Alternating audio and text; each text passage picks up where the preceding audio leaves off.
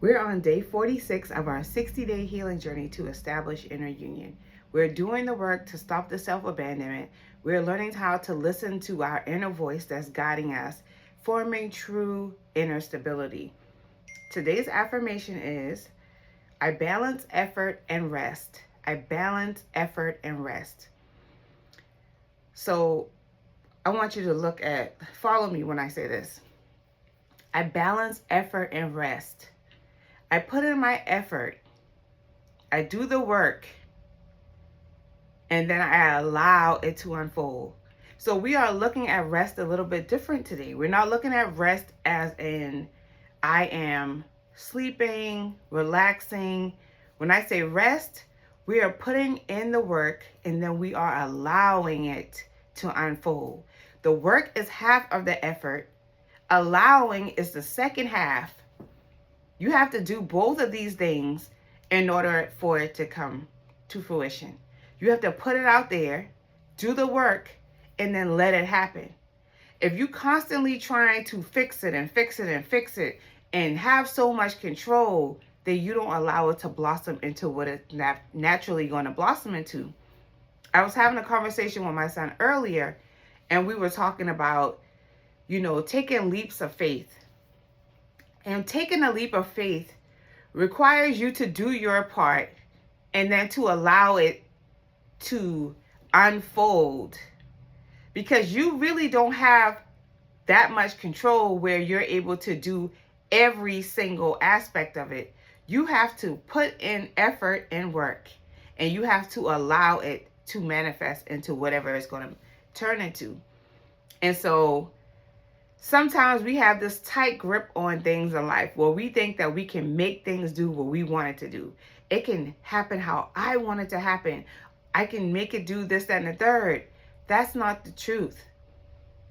Some things are meant for you, some things are not.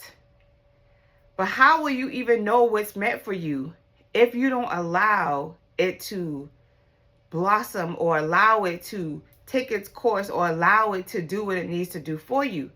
So we have to learn how to get into the effort, get into the act of putting in the effort and then allowing that thing to grow for us and allowing ourselves to expand enough so that we are able to receive. See, we got to be able to let go.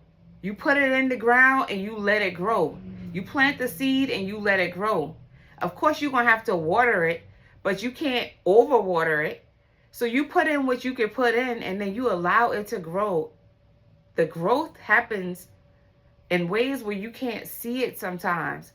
But it's like you have to have you have to know that it's growing. You have to just have the knowingness that it's going to do what it's supposed to do when you have put your effort in and now you allow it to grow. And that takes a lot of courage. It takes a lot of strength to be able to back away. And it takes you having faith and believing in yourself and believing that things are always going in the right direction for you. Things are always working out for me. It takes having a positive attitude. So that's the affirmation. I balance effort and rest. The somatic practice is gentle stretch. So we're going to be doing gentle stretches today. So you can lie on your back and stretch your legs out. You can stand up and stretch, but we're doing gentle stretches. The stretches are basically letting go and allowing yourself to be, just allowing like a natural flow. Stretching allows you to have a natural flow in your body. So that's the somatic practice for today. The visualization is energy flowing evenly. So we're going to visualize energy flowing evenly within us. Energy that's flowing evenly within us.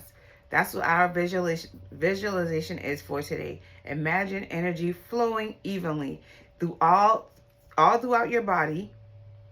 You're getting this energy flow. It is giving you what you need. It's making you feel healthy. It's making you feel energized and awake. Your body is awake. The cells are awake. Everything is working at its highest capability and at its highest function. The journal prompt is, where am I out of balance? So where are you out of balance? Where are you out of balance? Do you notice any parts of you that are out of balance? And then think about what it takes for you to get into balance. What is this going to require for me to get back to a state of equilibrium? What do I have to do to get back to a state of equilibrium? Do I need to move more? Am I not moving enough? So now I need to move more. What is it going to take for me to get balanced? Am I not hydrated enough? So now I need to drink more. Am I sleeping too much? Now I need to be more active. Am I not getting enough sleep? So now I need to get more sleep. So where are you unbalanced? Where do you need to, pay attention to those things so that you can get back to a state of equilibrium? The practice for today is adjust pace.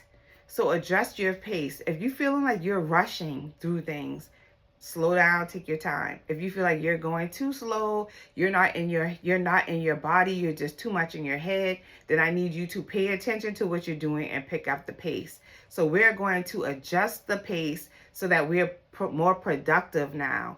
So if whatever you're doing, balance it out. If it's too much, then bring it back a little bit. If you need more, then you need to increase your pace a little bit. Whatever that pace means for you. Let's think about, let's go to the holistic tip first. The holistic tip is a warm drink. That warm drink is to encourage a flow. So there again, if you need to drink some tea, just a warm drink, eat some soup, something that gets you in a steady flow. A lot of us are stuck.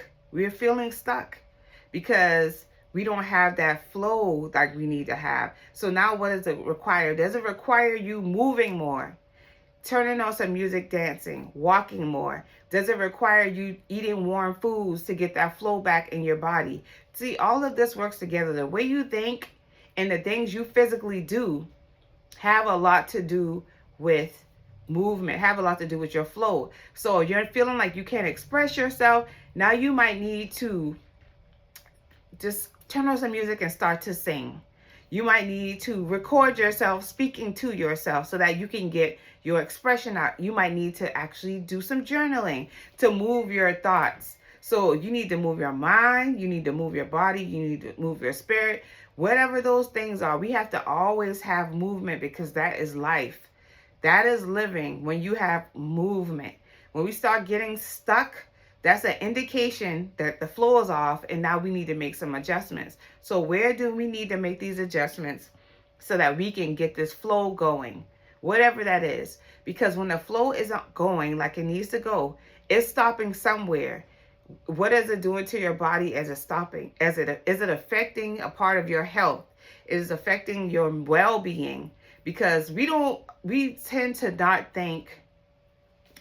compartmentalize things and not think about things from a holistic perspective.